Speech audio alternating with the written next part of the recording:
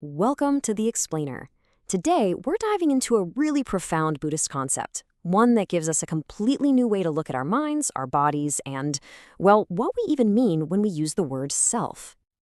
So let's just jump right in with a pretty big question. When you say I or me, when you think about yourself, what are you actually pointing to? I mean, is it your body? Is it your thoughts, your memories, or is it something else completely? To get to the bottom of this, here's our game plan. We're going to start by breaking down this idea of self into 5 distinct parts. Then, we'll explore what their nature really tells us about life. And finally, we'll uncover a pretty surprising truth about how all of this actually makes everything possible. Okay, so here's the core idea. According to Buddhist philosophy, our sense of a solid, continuous self isn't really a single thing. Instead, it's more like a dynamic combination of 5 groups of experiences, or aggregates, that are always, and I mean always, changing. So, what are they? First up is form, that's our physical body. Then you've got feeling, which are those raw sensations, pleasant, unpleasant, or just neutral. Third is perception. This is how our mind recognizes and slaps labels on things like, oh, that's a tree, or that's a loud noise.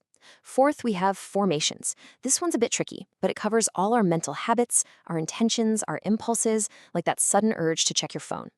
And finally, there's consciousness, which is just the basic awareness that knows all the other stuff is happening. Together, these 5 create our entire world.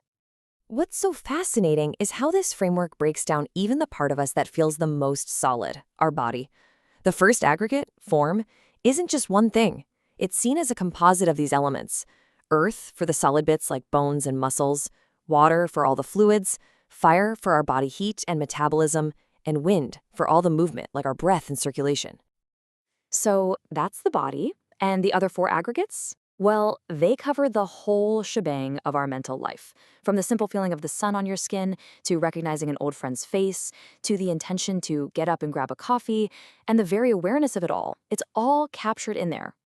Okay, so if we are really just these 5 constantly shifting bundles of experience, what does that mean for our search for lasting happiness, for a stable sense of who we are? This classical line just gets right to the heart of it. It draws a straight line from the fact that everything is always changing, that's impermanence, to this fundamental sense of dissatisfaction or stress, which gets translated as suffering.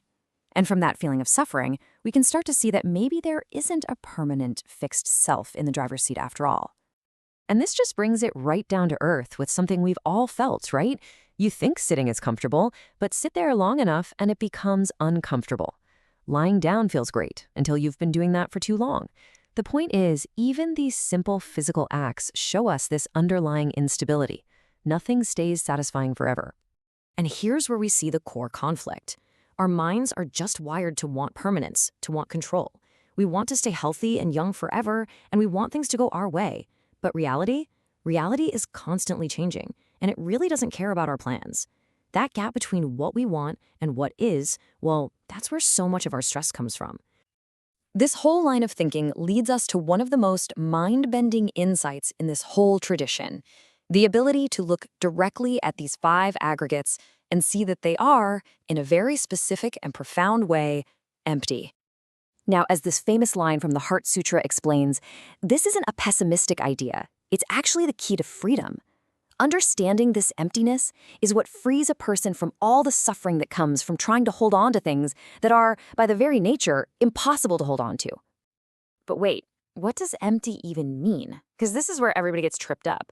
It's so easy to hear that and think nothingness or a big void. But that's not it. Not at all. Okay, here's the key. Emptiness doesn't mean non-existence. It means empty of existing all by itself. Everything, and I mean everything, your body, a thought, a tree, arises because of other causes and conditions. It's really a statement about radical interconnectedness, not about things not existing. Think about it like this, a glass cup. It's real, right? You can pick it up, you can drink from it. But it's empty of being its own independent cup. Its existence completely depends on the glass, the person who designed it, the factory that made it. You take away any of those conditions and poof, the cup isn't there. Same thing goes for a computer. Where is the computer? Is it the screen, the processor, the code? If you start taking the parts away, one by one, at some point the computer just vanishes. It never existed as some single independent thing. It was always a temporary collection of interdependent parts.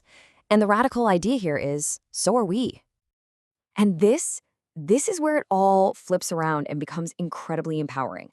This very emptiness, this lack of a fixed, independent self, isn't a bug, it's the feature. It is the reason anything can happen at all. The brilliant philosopher Nagarjuna pointed this out centuries ago. He argued that far from being some negative idea, emptiness is the fundamental condition that allows for change, for growth, for learning, for literally anything to be accomplished. This slide just illustrates it perfectly. Think about it. If a seed were permanently and independently just a seed, it could never become a tree. If the tree wasn't empty of being a permanent tree, it could never be turned into a table. It is precisely because nothing is fixed that this entire creative process can happen. And this isn't just about tables. This same principle applies to the entire sweep of human history. Every new era was only possible because the conditions of the old era were not permanent. They were empty of a fixed nature, which allowed for change, adaptation, and innovation. Nothing is set in stone. So the crucial point here is that this understanding isn't about retreating from the world. It's about engaging with it more effectively. When we see that people and situations aren't fixed things, we can act with more flexibility, more creativity, and more compassion because we know that change is always possible. And this leaves us with a final, powerful question for you. If nothing is fixed, if you are not a static thing but a dynamic process, then what potential will you choose to realize? What will you become? The possibilities are quite literally wide open.